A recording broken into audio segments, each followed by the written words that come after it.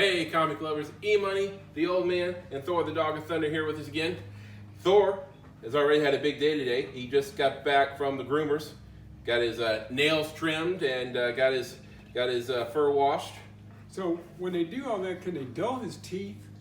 I don't think that's part of the package. A little bit. But less nails for when he's feeling jumpy is a good thing, right? Damn Skippy. Yeah. Calls the heck out of me. All right, so on today's show, a lot of stuff going on. We are giving our review of the newest film from the MCU, Doctor Strange in the Multiverse of Madness. And also, feels like deja vu, unfortunately.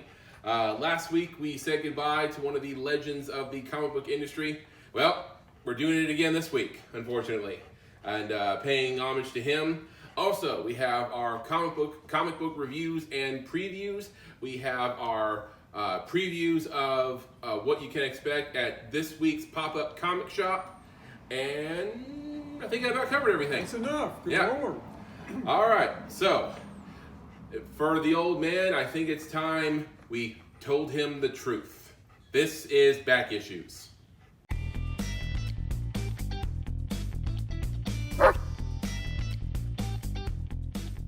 All right, comic lovers, so before we get started today, don't forget to subscribe to our channel, turn on your notifications, give us a thumbs up, and if you like, leave us a comment. Doggy challenge, that was the thing I was leaving out. Yeah, we got our doggy challenge video later in the show. All right, so anyways, sorry, got sidetracked for a second. It'll be a 2-hour video. All right, so this past weekend, the old man and I went out to see the latest film from the MCU, Doctor Strange in the Multiverse of Madness. Now, I just want to point out for a second, before we get into the movie, how much I was able to shield the old man for this movie. Because the old man, if you've never seen our show before, he tries to avoid spoilers at all costs, right? I do. Yeah. So he had not watched any of the trailers for Doctor Strange. In fact, whenever we went to see a movie and the trailer for Doctor Strange started up, I would nudge him on the shoulder. No. He creamed me, and then when I came to, I would close my eyes and do the.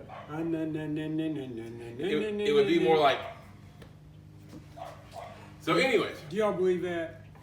So he knew very little. In fact, something I inadvertently spoiled, very, very ironically, was I put up a picture on Facebook where it's a picture of Wanda doing the shh thing, and it says, no spoilers.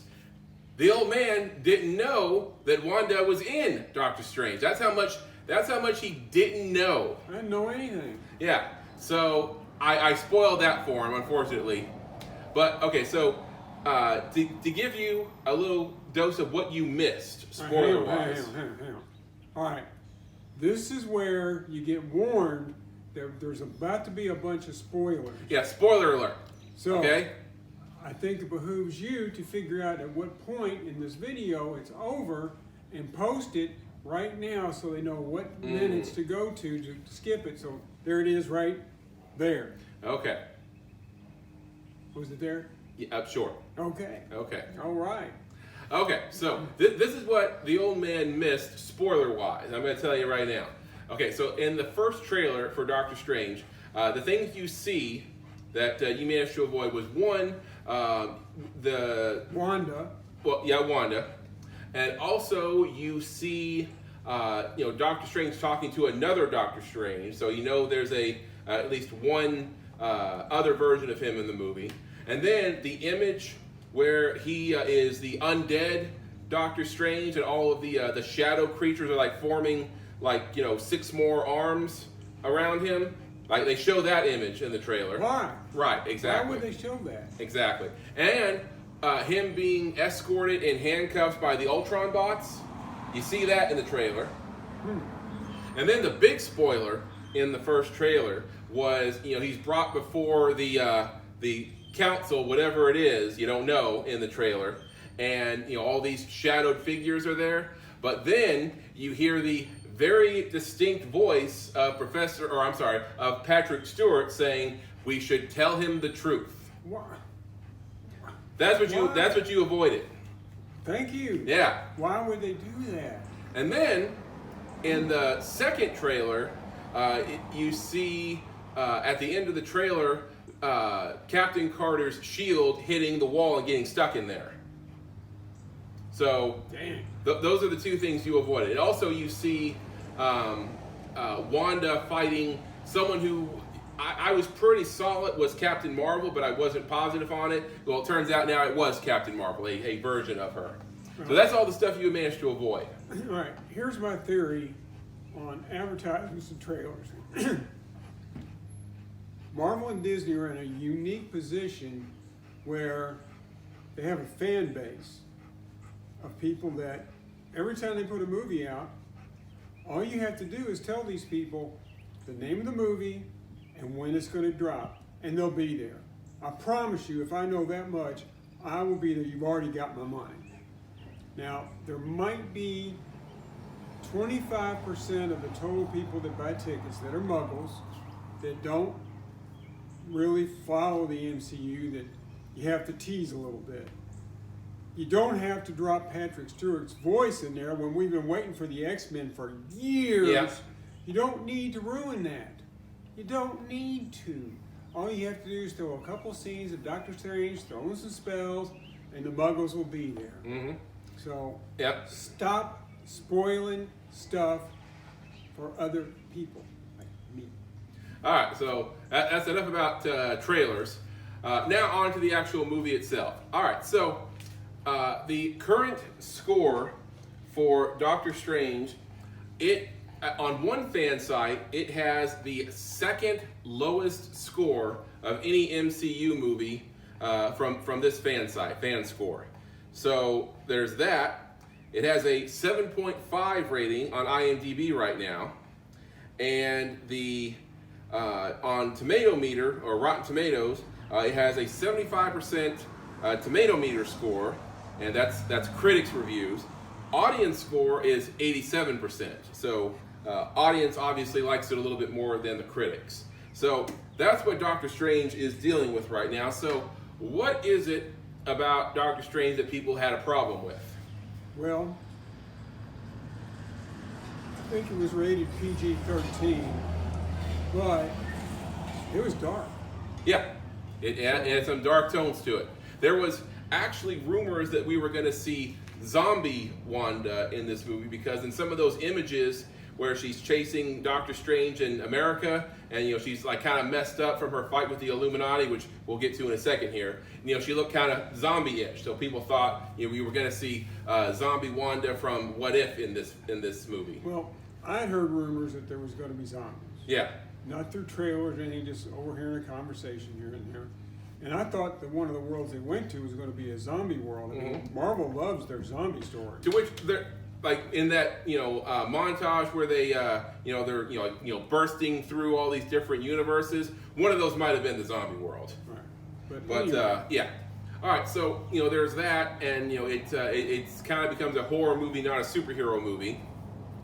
Also, some people maybe had a problem with Wanda being the full-on villain in this movie. Well, I don't know why. I mean, in the comic books, when she was with the Brotherhood of Evil Mutants, she was a villain. Which was reflected when we first saw her in Age of Ultron. And she jumped ship just like she did in the movie. And then later on, during the House of M storyline, she's full-on evil. I don't care what anybody wants to say, how it's not her fault or whatever. She wiped out all but 300 of the mutants on the planet. Yeah. Just made them not exist. Now that's evil. Yeah. So I don't know why anybody's surprised about it. Right. I mean, I wasn't sure she was going to be the full villain in this movie because, in the trailer you also see Mordo, and I thought, maybe he was going to be, the mastermind behind everything based on the trailer. But I knew she was going to be a problem at some point in the movie. I didn't expect her to be the full-on villain. So there's that some people may have taken issue with. Another problem, which, and this is one I had a problem with, is, we've waited years to see some of these characters appear in the MCU. Mainly Reed Richards and Professor Xavier, Fantastic Four and the X-Men. So we finally get them, and then Wanda wipes them out in about 5 minutes. Yeah, that was incredibly like disheartening, disappointing. Didn't like that. Well, there's always been this discussion. Who's the most powerful person in the Marvel Universe? Right now, I got to give it to Wanda. In the MCU or in Marvel Comics altogether?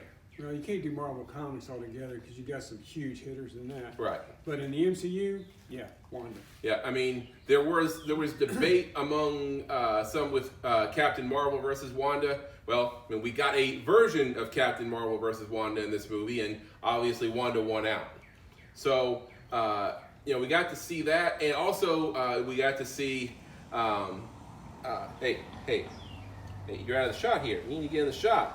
You need to get your close up. I get you back in the shot. So we also got to see Anson Mount return as Black Bolt in a more mainstream Marvel project. I didn't recognize him, and I'm a big fan of Anson Mount. And but he didn't get much of a go either.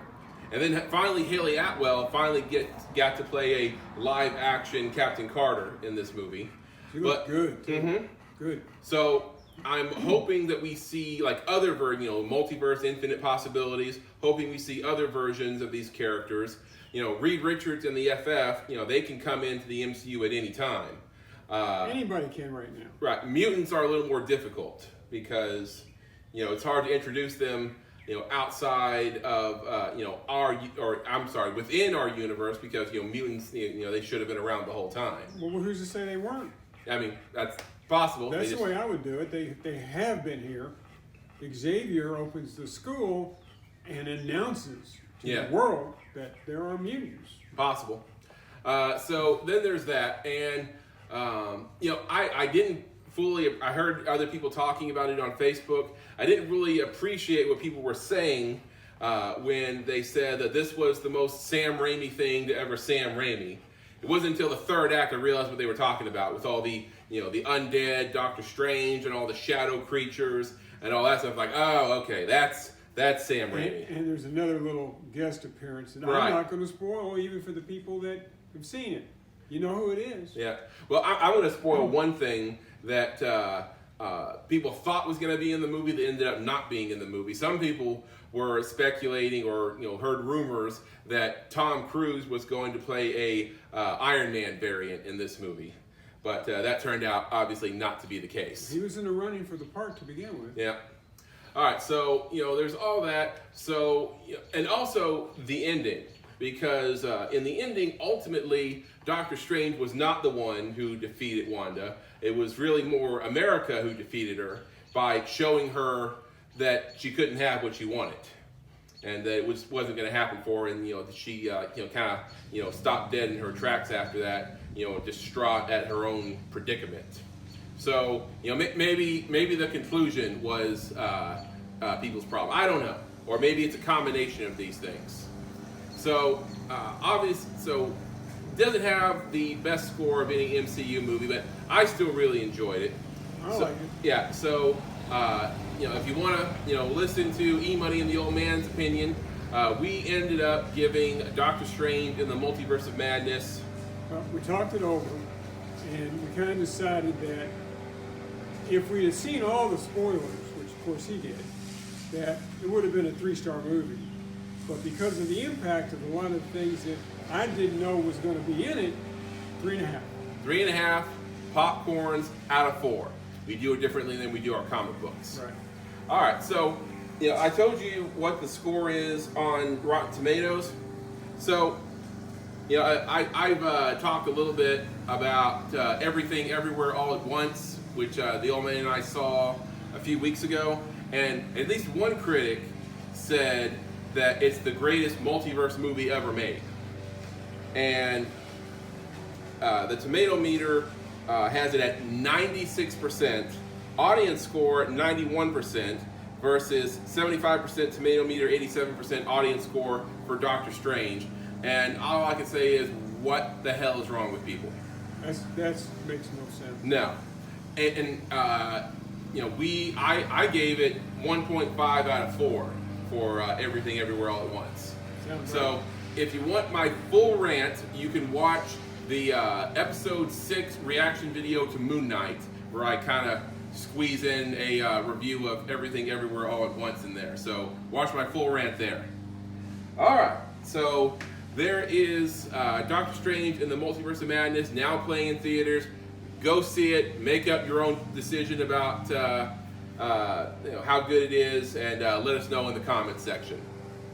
All right, so next up we're paying special tribute to a legend of comic books. So let's head back downstairs and get that started. And got it.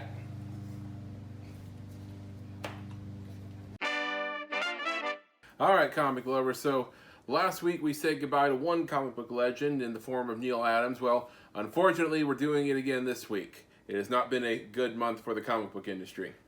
So this week we're saying goodbye to the legend George Perez, comic book artist for both DC and Marvel, who was the artist who illustrated some of the most iconic comic book stories of all time. It could be argued that George Perez was the artist behind the biggest comic book story of DC and the biggest comic book story of Marvel, which is two pretty big feathers in a guy's cap. Yep. Those two stories being for DC, Crisis on Infinite Earths, and for Marvel, the Infinity Gauntlet. And he, drew all kinds of amazing stuff. He drew for Teen Titans, he drew for Wonder Woman, and he also did one of my favorite crossover events right here, JLA and Avengers. And he illustrated a very iconic piece here, which was Superman holding Captain America's shield and Thor's hammer. Combination of things that you never thought you'd see up to this point. Well, the funny thing about Crisis is he didn't want to do it. Oh, really? No, he was not interested in the project until they started telling him all the different characters that he'd be able to draw. Like, he had no idea they were going to put the Charlton characters into the Crisis, and when he found that out, he said, all right, let's do it. Okay. And he really reset the DC universe at that point, didn't he? Arguable. Yes, he did at that point. Put everything all back into one universe. I mean, I'm not saying other people didn't screw it up later, but then a few years later, we're doing it again. But I mean, he did.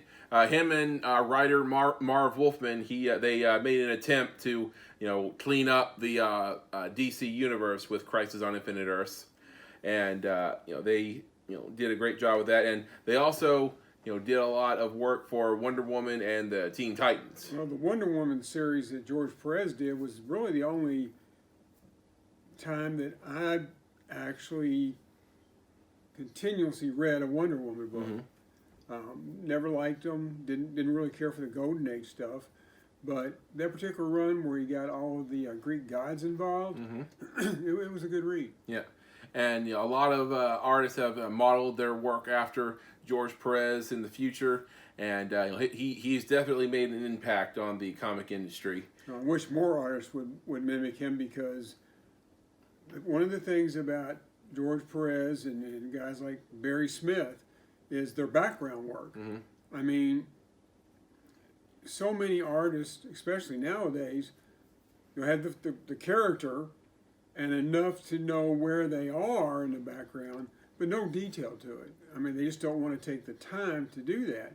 But Perez, man, you look at some of his stuff, every panel was just totally fleshed out.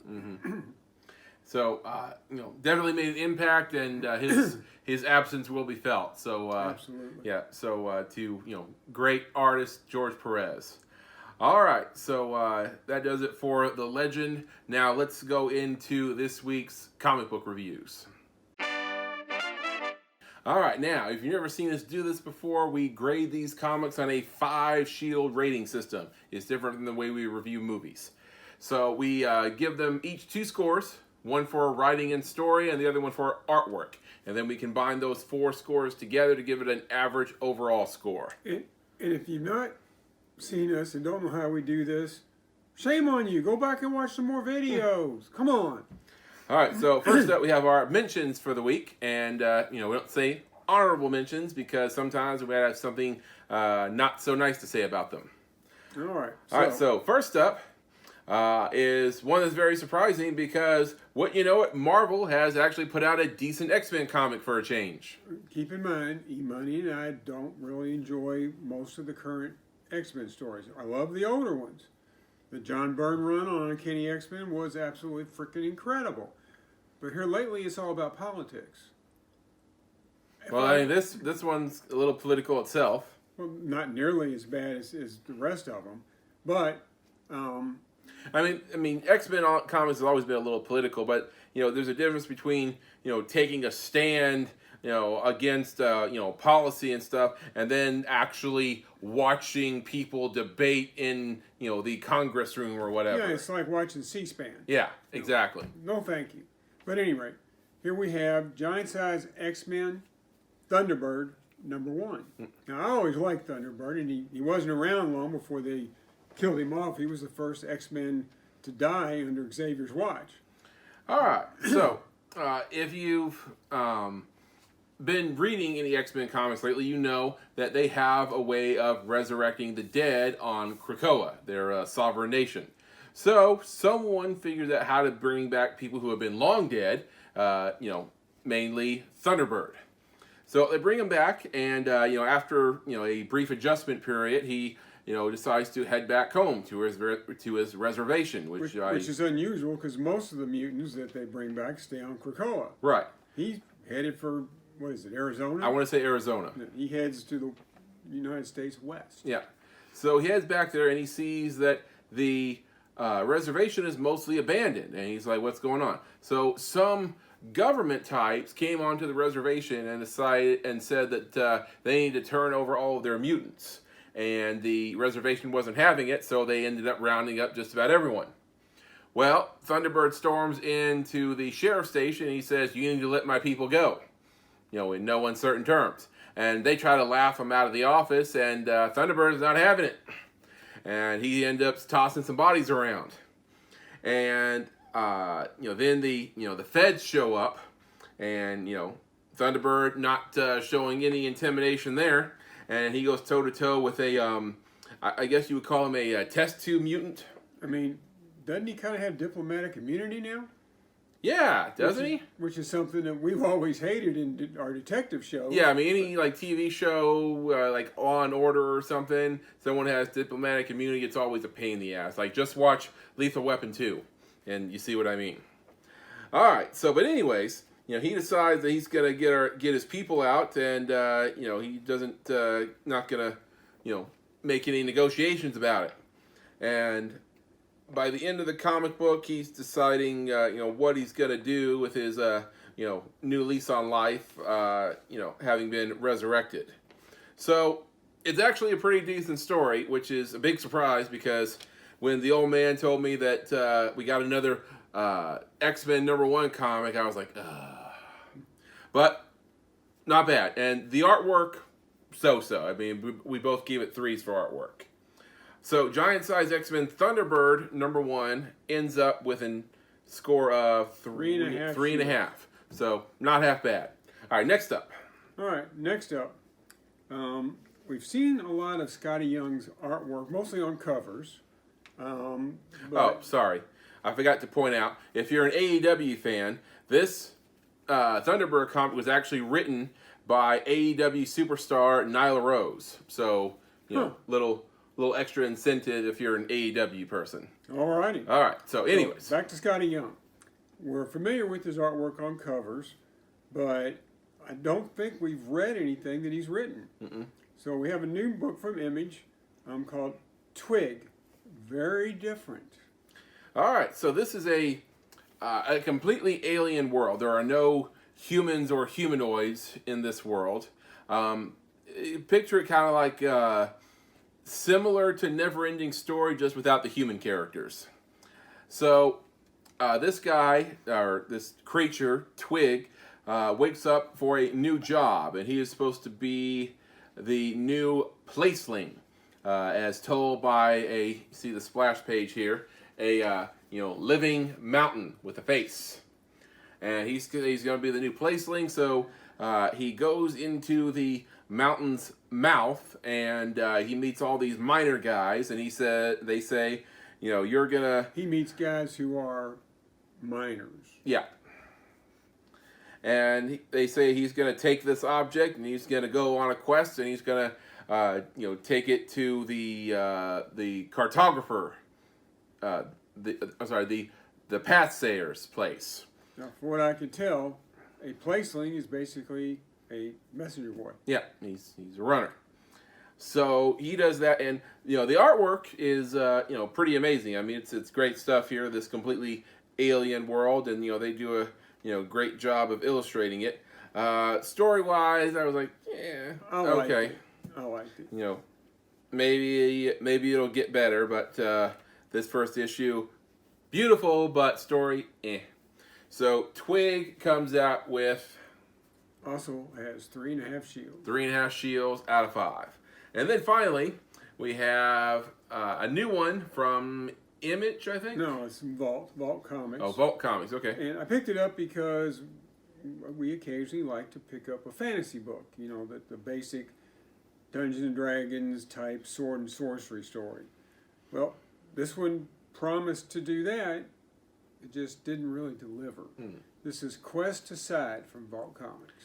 All right, so it starts off in a tavern in,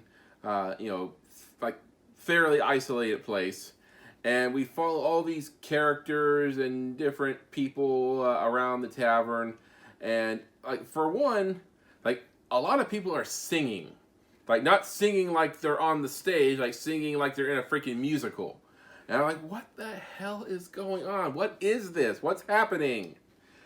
And a lot of the dialogue just seemed completely nonsensical. I mean, the only thing that really, I could actually follow what the hell was going on was when the king shows up for a visit at the tavern, and he sits down with the barkeep, and the two of them, who have some history, they reminisce about, their adventuring days together.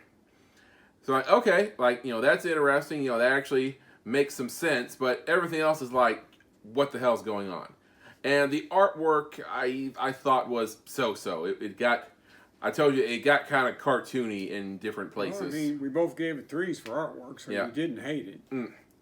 All right, so Quest Aside from Vault Comics, #1, ending up with 3 shields. 3 shields out of 5. And it scored that well because I actually liked the book. I thought it was okay. All right, so there's our mentions for this week. Grab them yourself at your local comic book shop and tell us what you think. All right, now it's time for our top 3. All righty. And I'm not even going to say as usual or whatever. It was a tie, and we broke out the Uno cards to break the tie.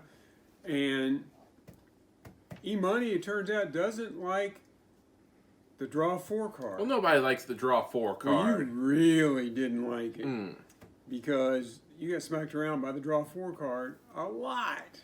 So at any rate, the old man finally won one, and it's been a while.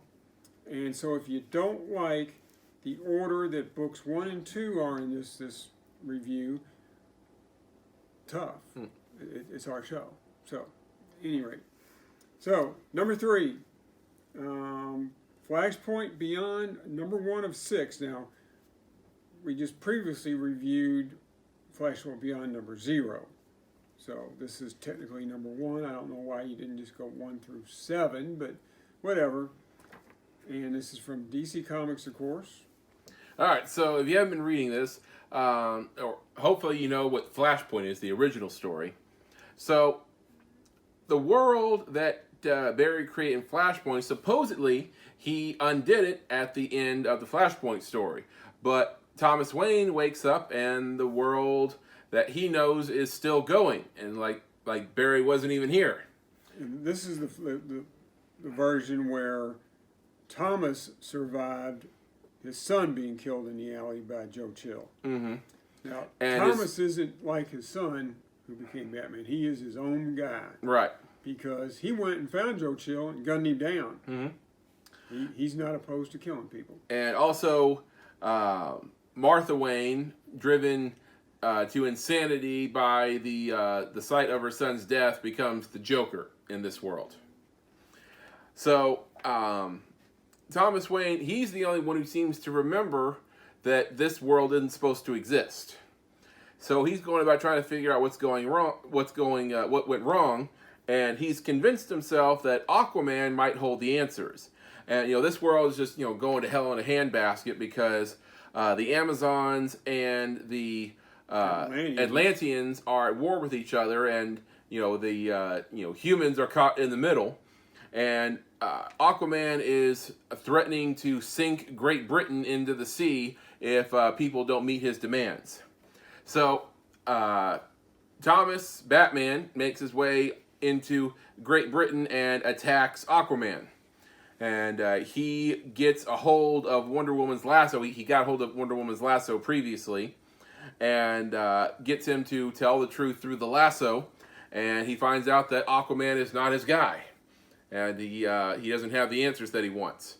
And all these people that he's meeting, Wonder Woman, Aquaman, and they're like, what do you want in exchange for the lasso and all this stuff? And Thomas is like, I don't want anything, because Thomas gives 0 F's about anything that's not.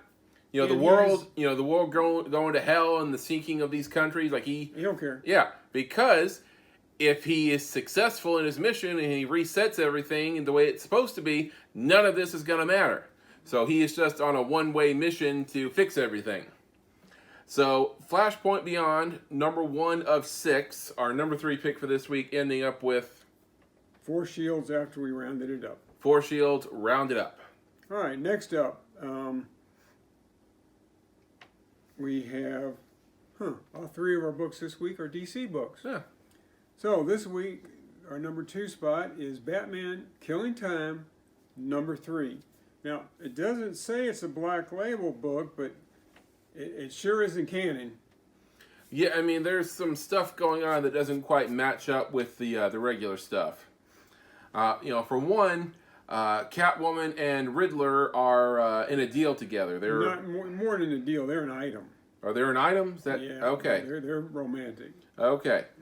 So they're in a hideout spot, waiting for a buyer, but apparently they're not hidden well enough because a mysterious man who calls himself the Help shows up and attacks the Riddler. The Help is a pale, bald man dressed in a butler's outfit and carries a cane with him. And Riddler, says in his self-commentary that he's made several efforts to learn more about this guy, but the only name he can figure out is the Help. So after he attacks the Riddler, the Batman reaches the cabin and he tackles the Help to the ground. And the two of them engage in a sparring match, and the Help is damn. Yeah, he's a badass. Yeah. So, meanwhile, Catwoman picks up Riddler and puts him in the car. Batman's car, by the way. The Batmobile. Yeah. So, during their fight, the Help, he likes to talk. But he's also, really smart because he can see each one of Batman's moves and tell where he learned it from. And in his talking, he's like, hey, I see you learned something from Ducard there. And then, Batman throws a punch and he's like, oh, well, I can recognize the Ted Grant punch every time I see it. Do you know I went 20 rounds with him one time? And then he then says, something so devilishly American, a Richard Dragon original. And what was the other one? Hell, a lot of these people don't know who Richard Dragon is. Right. He hasn't been around much lately. Mm-hmm. And then he says, that one is an Al Ghul through and through. And then, have you tried this one? This one I learned from Canary. You should really learn a thing or two from her. And so, they do this whole back and forth thing, and the commentary says that neither one of them land many blows, but I don't know. I mean, the shots we see, I don't see Batman land any blows. Mm-mm. But the Help hits Batman with his cane and knocks him out cold, and then while Batman is unconscious on the ground, the Help says, now, this is my card, no pressure at all, but if you would like to learn a few important things in a slightly more efficient manner, do give me a call. And, it's a little disheartening just to see Batman so completely outmatched like that. I thought it was interesting. I mean, it's one thing when an opponent takes him to the limit, like Deathstroke or somebody.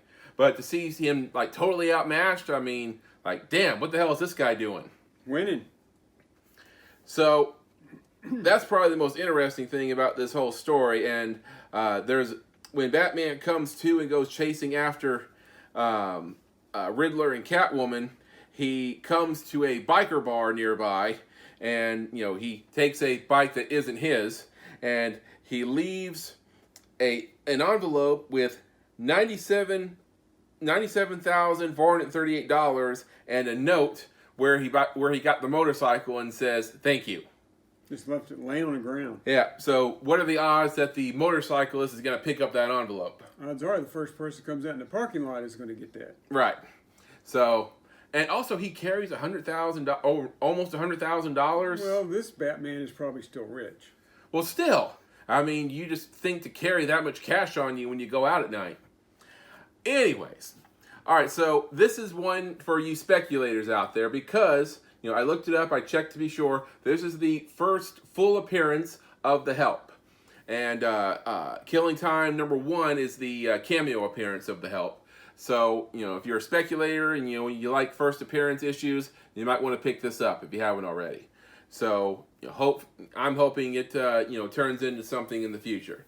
Because the Help, very interesting character. Hope to see him again. All right, so Batman Killing Time #3, our #2 pick for this week with 4 shields out of 5. Correct.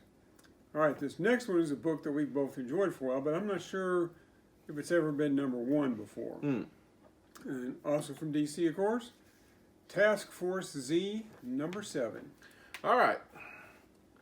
So in this issue, they are gathering up their army for a incoming conflict they have, and just to set up for you haven't been reading it. The Task Force Z is made up of dead people who have been resurrected using resin from a Lazarus pit that they concocted into some kind of injection cocktail.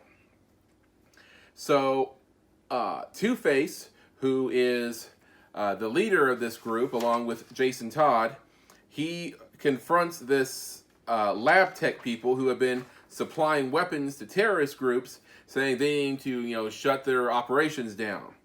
And they give him an ultimatum, 24 hours or we go to war. Well, Two-Face laid out the threat, but what happens is that Mr. Freeze, when he learns that taking a full amount of resin will resurrect a person for good. And there's only enough for one person to do that. Or enough resin to, resurrect everyone on the team temporarily. So Mr. Freeze takes off with the resin, and they got a bunch of corpses for their army. All because of some mouthy lab tech that spilled the beans about that. Mm-hmm. He didn't know that. Yep. So, they laid down the threat, and they have nothing to back it up with right now.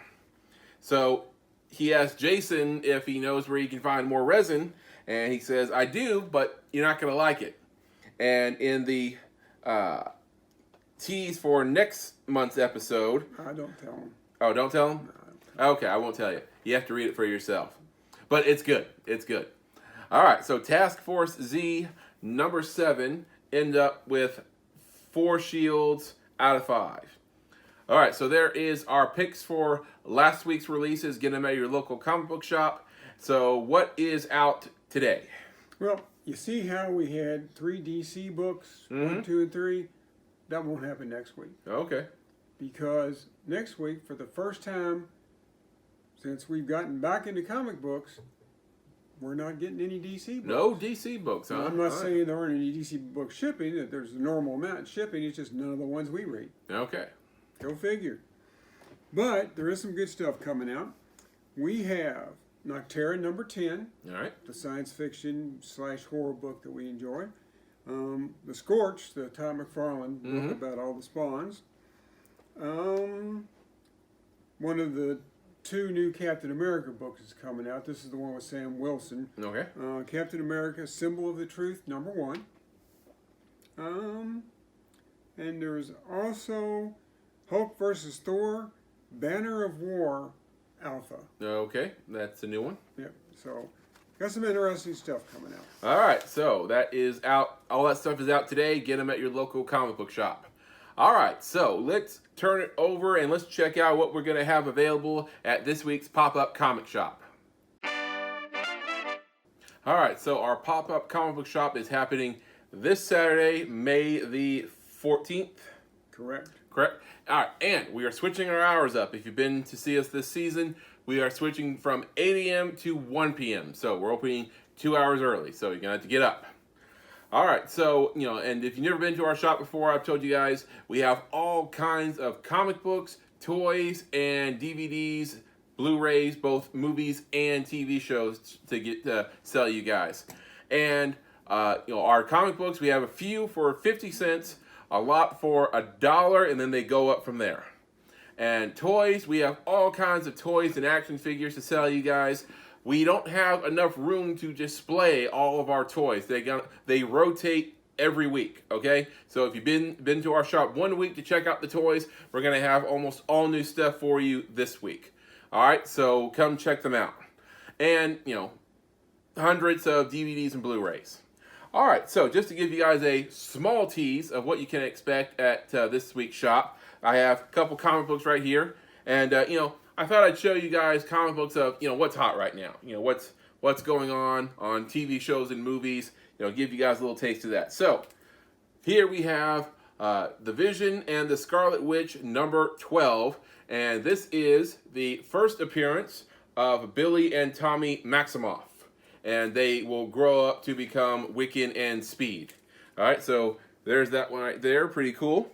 And then we have Moon Knight #1. This is Moon Knight in his first self-titled series. And it tells the origin of Moon Knight and also the first appearance of Khonshu. All right, and then finally we have Doctor Strange, Master of the Mystic Arts #1. 25 cents is Bronze Age, right? Sure. All right, so Bronze Age, 25-cent cover price right there. All right, so, there's a few things we have from what's hot and going on in pop culture right now. And also, I usually only show you guys 3 comics, but I thought I'd show you guys some of the titles from George Perez if you're wanting to get into some of his work and, see what he's all about. So first up, we have Tales of the Teen Titans Annual #3, and this features the death of Terra right there. So then, another iconic Marvel cover from George Perez, the Infinity Gauntlet #1. See Thanos there holding the Infinity Gauntlet, and some of you guys might not know that a character by the name of Mephisto played a pretty big part in the Infinity Gauntlet series in the comic books, which he has yet to appear in the MCU. So, it's a little different in the comic books. And then, finally, from DC, we have Crisis on Infinite Earths #7, which features the death of Supergirl. Another pretty big cover from George Perez. All right, so, if you're wanting to get into some George Perez stuff, we have these titles available for you this Saturday. All right, so there's that. Now, on to some of the toys we're going to be selling at this week's sale. Oh man, what's one of the biggest brands of toys that people are always asking about that usually we don't have? Well, we don't have them because they sell so well. Mm-hmm. We've had them in the past. The small, 5-inch, 4-inch, 5-inch Star Wars toys. Uh-huh. But even bigger was the same size G.I. Joe. I mean, G.I. Joes were some of the first toys you ever sold at these sales.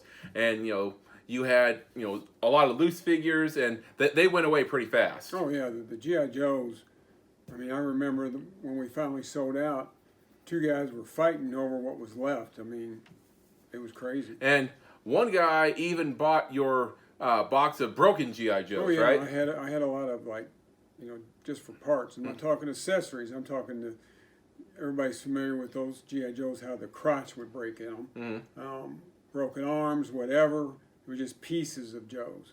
And yeah, he bought that. All right, well, we don't have a full collection of G.I. Joes this Saturday, but we do have a few. This is G.I. Joe, Lady J, and Cobra Troopers here. And then we have these. Dragon Sky, Lieutenant Gorky, and Sergeant Misha Zubenkov right there. And, these aren't like super vintage ones like the ones the old man used to have. This is from 2006. But they appear to be the same size and to have the same joints of articulation. Right. And also on the back you'll see the bio cards for each character are on the back. And it came with a comic book. And it comes with a classic comic book. So, pretty good package here. All right, so, and also, we have another one of these that's in our bargain bin because that one, the previous owner, he opened up the blister and he took out the comic book. So that one's at a discounted price. So you can get that and these two at our sale this Saturday, all right? All right, so there's, a couple G.I. Joes for you collectors out there. I'm going with it. Oh, okay. It stays here. Okay. People can't see if you put it away. And then we have this over here. This is a board game from Marvel, the Uncanny X-Men Alert Adventure game. Now, this is pretty cool because this is what you're going to get when you buy a board game from us. We have actually got a couple board games that are for sale. All of them are superhero themed in some way. And some of them are from like the late 70s. And what's so cool about buying from us is all the ones we have never been played before. Currently. I'm not saying we won't carry a board game that has been played, but everything in our inventory right now, which is 5 or 6 games, have never been played. Never been touched. So you open up the box and it'll look like this. Like all of the cutout pieces are still, in their cardboard holding things right here. So you got that, and all these character cards here, never been punched out. So this is a fresh, crisp game. I think this one's from the early 90s, but yeah, never been played before. Everything's still in their original plastic bags. Now, this particular one, the X-Men game, is actually a little expensive. Now, when you come to the shop and you see the price tag and you're like, why the hell is this thing so expensive? Well, I'll tell you. Because, you see on the box here, it includes a limited edition X-Men comic book. And, we wanted to include the comic book with the game, same as it was when it came out in the 90s. And the comic book is actually pretty valuable. Like this comic book here is actually valued on the site at $150. So that alone is pretty high value. And we're going to keep it all together with the game. Other games, ones like I said are from the 70s, they're going to price at I think $25 and up. So you can pick up one of those also if you like. And I'm gonna throw a picture up of the comic books that we also have for sale at the shop. All right, so there you have it right there, and you know what we have this Saturday. All right, so that does it for our toy preview. Come check them out at our shop this Saturday, 8 a.m. to 1 p.m., 7002 Brookbend Way, Louisville, Kentucky. Check us out. Now that it's gotten warmer, that is probably the hours we'll keep at least until October. All right, so that's going to do it for our previews. Now, let's head back up into the garage for a special challenge with Thor. All right, back up here in the garage with Thor. You've been such a good boy today. All right, so I have a little experiment, another challenge with Thor to demonstrate here. So here is our doggy challenge video of the week. Thor, all right. Now, up here. Now, up here. Give me one more time. Up here. And Where'd he go? Where'd he go? Where's Eric? Where's Eric?